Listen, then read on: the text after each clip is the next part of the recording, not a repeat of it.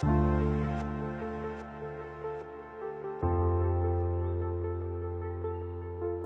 Bible est un grand livre. En fait, la Bible n'est pas un seul livre, mais un livre qui contient 66 livres. Ces livres ont été écrits par plusieurs auteurs différents qui emploient des genres littéraires différents. Et ça, c'est le moyen que Dieu a choisi de révéler la grande histoire du salut pour la gloire de son nom. Mais comment comprendre le message d'un livre biblique? Quels outils pouvons-nous utiliser pour creuser le sens d'un texte? Comment pouvons-nous entendre la voix de Dieu pour nous-mêmes lorsqu'on lit le Lévitique ou les Lamentations ou l'Évangile de Luc? Alors dans les 2 prochains épisodes, nous nous posons la question comment comprendre l'objectif d'un auteur biblique afin qu'on puisse mieux connaître le Dieu de la Bible et afin qu'on puisse proclamer ses paroles de manière fidèle dans notre génération. Bienvenue à Pasteur en formation.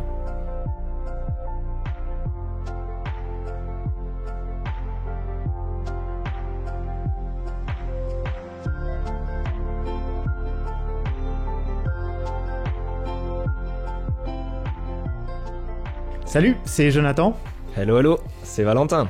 Et salut, c'est Will. Oh, une 3e personne, Will, enfin. Bonjour. Incroyable. Bonjour à tous. C'est ça, je pense qu'on avait déjà parlé de toi, Will, dans un podcast. On a dit que tu étais le 3e auteur du podcast Caché. Je me cache plus. Et il nous rejoint pour la première fois cette semaine. Bonjour à tous et bienvenue, comme on l'a dit, à Pasteur en formation, un podcast qui vous fait découvrir les bienfaits de la formation en théologie pour soi-même, mais aussi pour l'église locale. Amen. On est maintenant, ça fait maintenant plusieurs semaines qu'on est lancé. Et cette semaine, on continue un peu la série qu'on avait commencé déjà il y a 4 semaines sur le texte un peu plus en précision. On avait parlé de théologie systématique, de théologie biblique, un gros survol de toute la Bible. Et là, on était un peu plus dans le détail, dans l'étude des textes, l'étude des mots, l'étude des passages, l'étude des sections d'un livre de la Bible. Valentin, est-ce que tu peux nous rappeler ce dont on avait parlé peut-être il y a 4 semaines? Ouais, et puis qui peut faire le lien aussi avec aujourd'hui. Je pense qu'on avait évoqué le fait d'étudier la Bible un peu comme un objet littéraire qu'on peut étudier. Et on s'était dit il y a un mois, si vous vous souvenez, la grande question c'était quoi? On se pose la question de qu'est-ce que l'auteur humain a écrit, qu'est-ce qu'il a voulu nous dire, etc. Et si on simplifie les choses, bien sûr, mais aujourd'hui, on se pose une deuxième grande question qui est plutôt pourquoi? En fait, pourquoi est-ce que l'auteur humain a écrit ce qu'il a écrit? Quel est son objectif, son intention? Et c'est super intéressant parce que ça nous apprend plein de choses sur la Bible. Mais je pense qu'il y a un présupposé derrière dont on avait parlé l'autre fois. Peut-être, Will, tu peux nous en dire plus, mais on avait évoqué cette idée, si on étudie la Bible comme un objet littéraire, c'est cette idée de double paternité. Est-ce que, tu te souviens de ça? Et vous avez parlé de l'autorité de la Bible dans le tout premier épisode de ce podcast, que c'est Dieu, on entend sa voix dans la Bible, mais il y a cette idée que Dieu se révèle à travers les auteurs humains. Donc on entend la voix de Dieu en écoutant ce que les auteurs humains ont écrit dans la Bible. Double paternité, Dieu et l'auteur humain. L'auteur divin et les auteurs humains. Super. C'est le côté humain. Et peut-être un verset juste pour un petit rappel, il y a 2 Pierre 1,21 qui dit que c'est poussé par le Saint-Esprit que des hommes ont parlé de la part de Dieu. Donc les auteurs humains sont les porte-paroles de Dieu lui-même. C'est les messagers inspirés par le Saint-Esprit lui-même qui transmettent le message de Dieu à nous. Donc la réponse finalement à ta question de début, Jonathan, simple, c'est ce que Dieu nous dit, c'est ce que les auteurs humains nous disent. Et donc on avait étudié quoi il y a un mois, qu'est-ce qu'ils nous disent, et maintenant on réfléchit juste à pourquoi ils nous disent ce qu'ils nous disent. Ok, et donc ça part un peu du principe que l'auteur humain a un but quand il écrit ce qu'il écrit. C'est ça un peu l'idée, non? Ouais, je pense, c'est l'idée un peu comme n'importe quel livre. C'est l'idée aussi dans la révélation de Dieu. Il emploie des êtres humains. Et donc, comme n'importe quel livre, n'importe quel auteur, l'auteur a un objectif. Il veut nous faire passer un message. Il a un but. Et on peut le comprendre.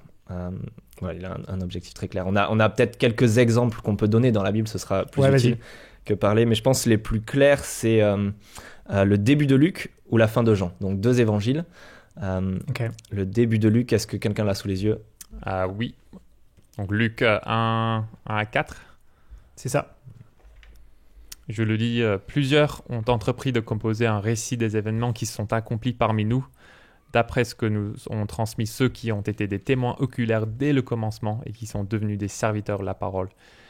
Il m'a donc paru bon à moi aussi, qui me suis soigneusement informé sur toutes ces choses dès l'origine, de te les exposer par écrit d'une manière suivie, excellente Théophile, afin que tu reconnaisses la certitude des enseignements que tu as reçus. Ok, donc voilà, c'est une longue phrase, mais... Luc écrit afin que le bien-aimé afin Théophile... de donner la certitude à Théophile. C'est ça, ouais. Donc objectif de l'auteur de Luc, donner la certitude à Théophile. C'est un exemple? Tu voulais que je lise Jean? Tu veux que Excellent. je parle des Jean? C'était Jean 20, les versets 30 et 31. Jésus a accompli encore en présence de ses disciples beaucoup d'autres signes qui ne sont pas décrits dans ce livre. J'imagine c'est l'évangile de Jean, le livre qu'il est sur le point de finir.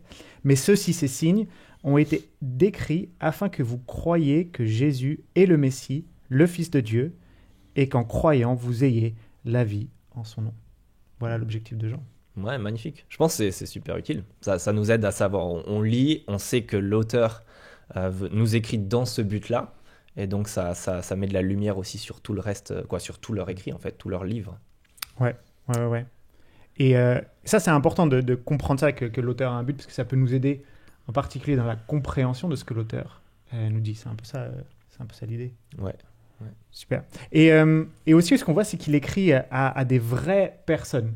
C'est pas l'auteur écrit pas genre juste oh tiens, on va écrire ça et peut-être que dans 2000 ans on le retrouvera dans les Bibles. Non, c'est pas comme ça qu'il s'en occupe. Est-ce que tu peux nous dire Will, est-ce que ça change que le fait que un auteur biblique écrit à des vraies personnes? Je pense qu'on veut essayer de comprendre à qui l'auteur écrit. Ça nous permet de comprendre qui suis-je dans le livre biblique. Est-ce que moi je suis Abraham? Est-ce que moi je suis Moïse? Est-ce que moi je suis Dieu? En fait, non, c'est pas toujours le cas. Et c'est important de savoir dans quel but est-ce que cet auteur a écrit ce livre-là. Et je pense qu'il y a plusieurs choses qui nous permettent de comprendre qui étaient les destinataires. On ne sait pas toujours qui est le destinataire de tous les livres, mais il y a souvent des détails internes dans le livre qui nous expliquent qui a reçu le livre. Ouais. Je pense qu'on peut, on peut reprendre l'exemple. On a lu tout à l'heure Luc 1, versets 1 à 4. Et donc il dit qu'il a écrit à ce très excellent Théophile. Très excellent. T'imagines? C'est ça. Très excellent Jonathan, très excellent Valentin. Exactement. Mais je pense pour illustrer ce que disait Will, on pourrait se dire, par exemple, je pense à la toute fin de l'évangile de Luc, quand Jésus, avant son ascension, il parle aux apôtres, il leur dit qu'ils vont être ses témoins, etc.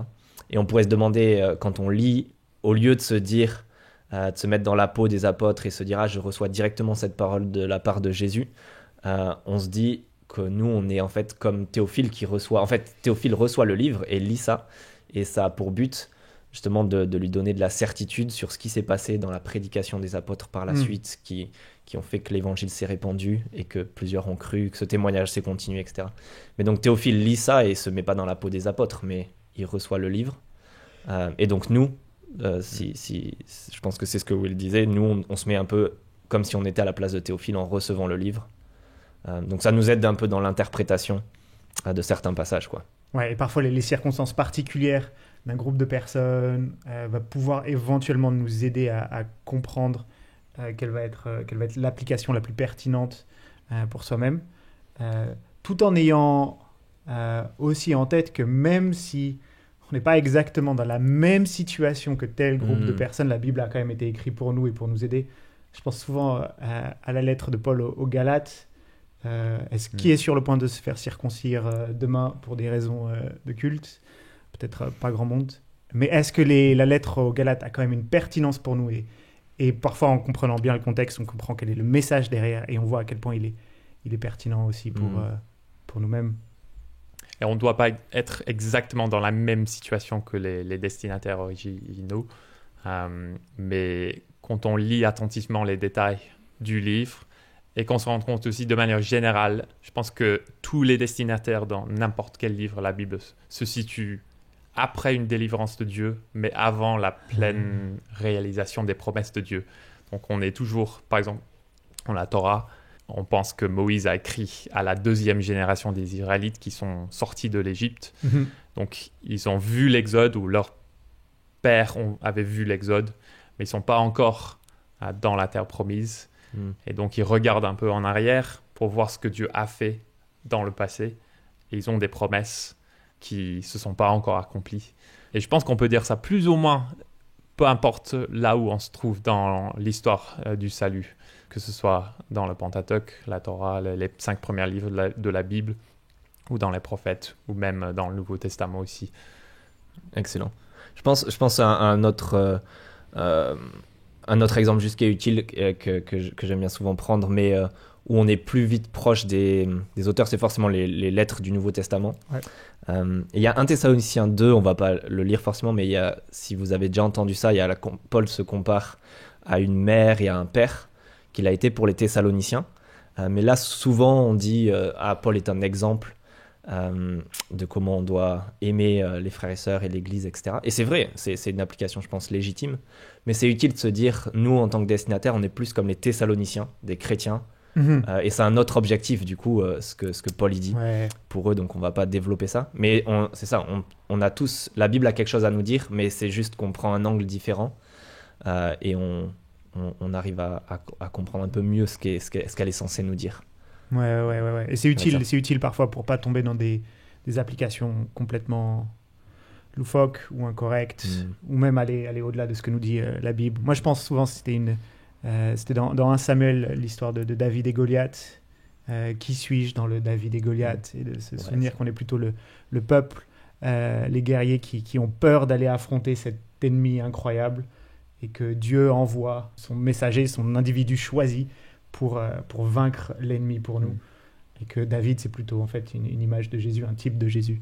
Et que moi, je suis au bénéfice de la victoire de David, mais je ne suis pas David avec mes 5 cailloux à vaincre mes ennemis. Excellent. Donc maintenant, on a réfléchi un peu à ces idées. Est-ce qu'on peut avoir des outils pour nous aider à comprendre l'objectif, le but de l'auteur? Donc on a parlé de rechercher cette phrase type ou phrase but dans les livres. On l'a souvent, on l'a pas dans tous les cas. On a parlé aussi de réfléchir à qui on est dans l'histoire, qui est-ce qu'on est dans la lettre, qui est le destinataire et quelle est ma relation avec les destinataires. Est-ce qu'il y a des autres outils pour pouvoir réfléchir à ce but de l'auteur? On va parler ça un peu plus dans l'épisode suivant, mais je pense que la structure d'un livre nous permet de comprendre son message global. Donc comme tu dis, on peut se demander quelle est l'intention de l'auteur si l'auteur ne nous dit pas, s'il ne nous donne pas un verset précis au début de son livre, comment est-ce qu'on peut savoir pourquoi il a écrit. Et je pense que la structure, c'est une manière de comprendre la logique de la pensée de l'auteur, parfois. Ça nous donne une sorte de charpente qui nous permet de voir l'ordre des idées et la logique de l'argument de l'auteur. Et ça, c'est important parce que nous, en tant que lecteurs qui habitent au XXIe siècle, on n'a pas toujours tendance à lire un livre en repérant la structure du livre. Et on néglige souvent la structure, mais plus on est sensible à la manière dont les auteurs bibliques emploient la structure. On va voir en pratique comment voir ça pour un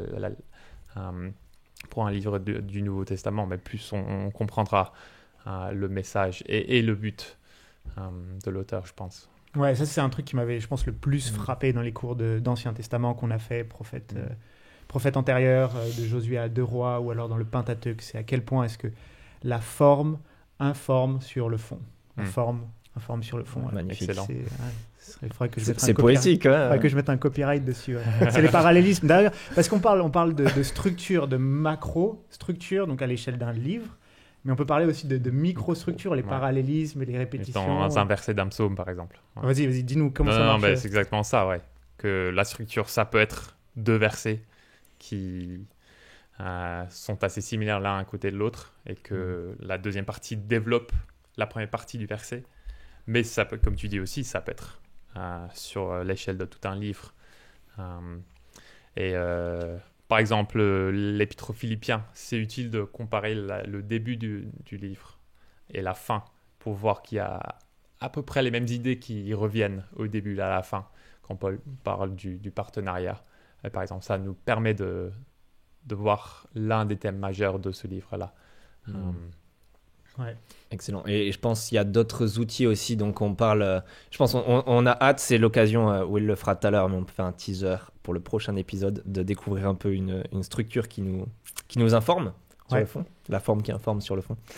Mais ouais, dans les outils un peu plus micro que macro, je pense qu'il y a les citations aussi, des fois. Les auteurs du Nouveau Testament, c'est aussi dans l'Ancien Testament, ils citent d'autres auteurs, mais le plus évident pour nous, des fois, dans le Nouveau Testament, on voit qu'ils reprennent l'Ancien Testament et le citent, et ça a un objectif. C'est intéressant d'être attentif à ça, parce que souvent, c'est dans un but précis. Ils ne reprennent pas une citation comme ça, un petit peu au hasard, parce que ça leur passe par la tête. Il y a vraiment un but derrière, donc il y en aurait tout plein à citer.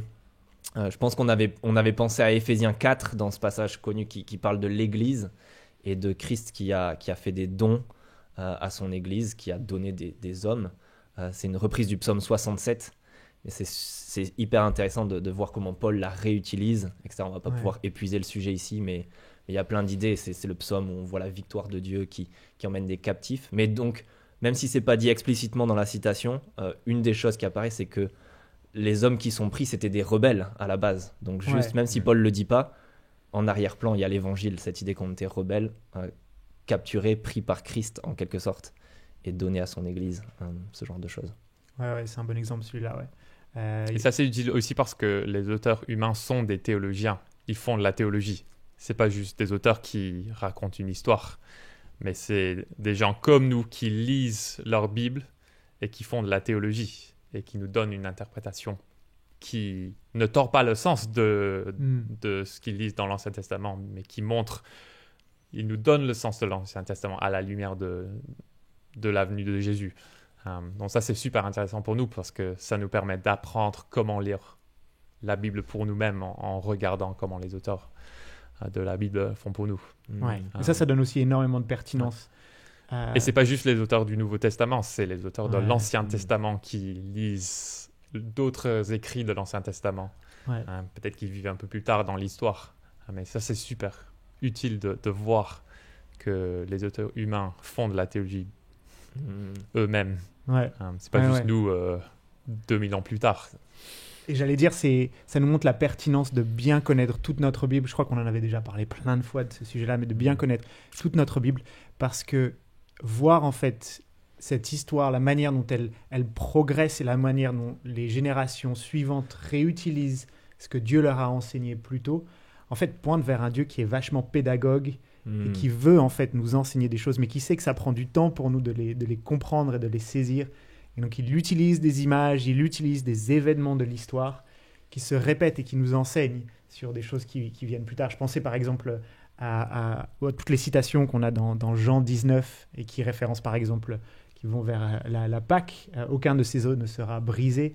Ça revient à la Pâque et ça nous replonge déjà dans Dieu qui veut nous enseigner le besoin d'un sacrifice à la place, à notre place. Quelqu'un meurt à notre place et le sang nous sauve et le jugement passe au-dessus de nous.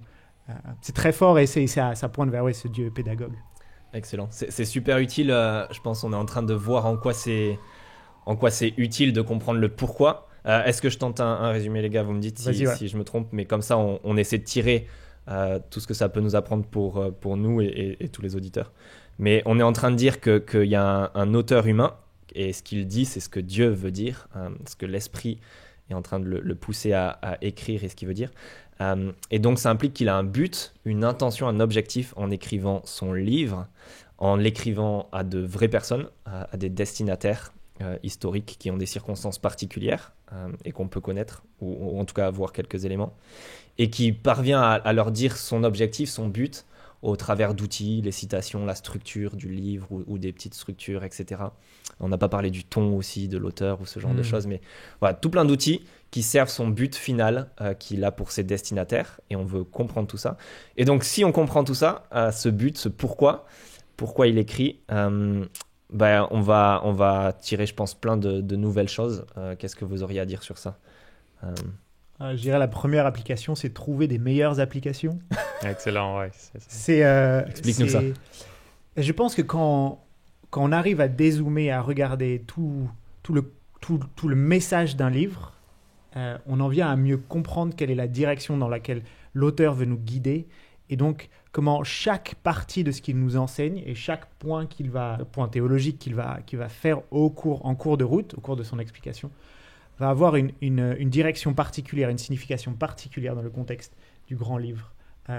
J'avais parlé une fois avec un pasteur qui me disait que c'était parfois difficile pour une église d'avoir des dizaines et des dizaines d'applications, 5 applications différentes dans chaque message, et que c'était parfois utile d'avoir 1, 2 ou 3 applications au cours d'un semestre, par exemple, que toute l'église peut bien saisir et aller dans cette direction-là.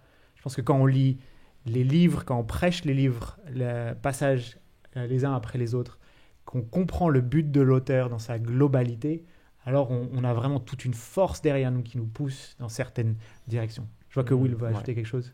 On peut penser que c'est à nous d'appliquer la Bible, mais en fait, si on comprend l'intention de l'auteur, on voit que la Bible est déjà applicable.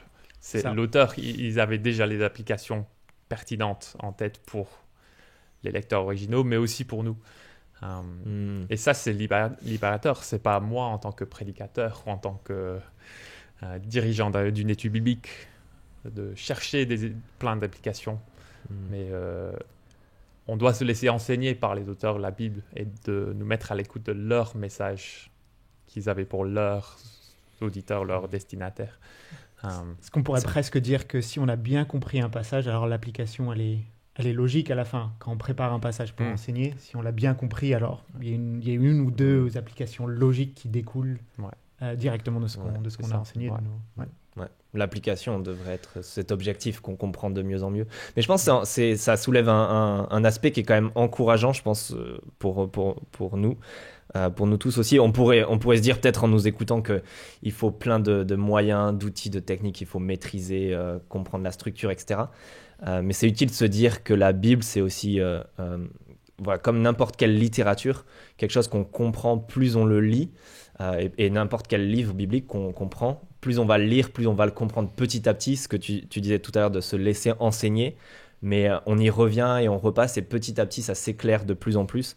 Je pense que c'est un bon exemple, l'évangile de Jean que tu citais, parce que c'est à la fin, quand si on le lit pour la première fois, c'est à la fin qu'on apprend son objectif, dans le dernier chapitre, avant-dernier, et du coup, on sait enfin quel était son objectif, et on va le relire, et d'autres choses vont nous sauter aux yeux, maintenant qu'on a cet objectif, etc. Donc, c'est encourageant de se dire, il ne faut pas appliquer plein de techniques, mais juste se laisser imprégner, et petit à petit, les choses se dévoilent. C'est un peu de la littérature de méditation. Ouais, exactement. Vous savez, la blague, c'est un peu que je parle de ma femme à chaque épisode. Ça, c'est vrai, ça. Et on se demandait en introduction, en préparation du podcast, comment on allait parler d'elle.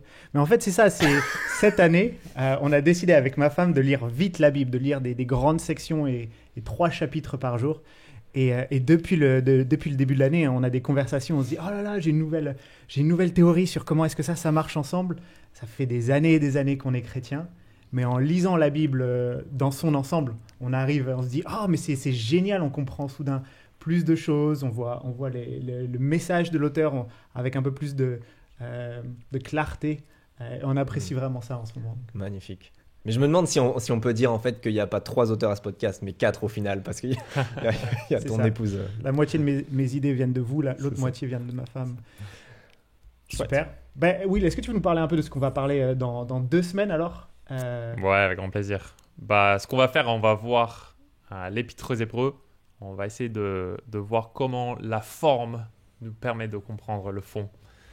Donc on va essayer de de voir quelles sont les différentes structures qui ont été proposées pour comprendre l'Épître aux Hébreux. Et moi, je vais parler d'un travail que j'ai fait sur ce thème qui m'a beaucoup aidé à comprendre le message global du livre et à avoir une meilleure idée sur l'application et comment appliquer ce livre qui est parfois un peu débattu.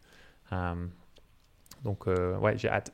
Super. Super, ça va nous donner un exemple. À dans 2 semaines alors. À dans 2 semaines. À bientôt. Bye bye.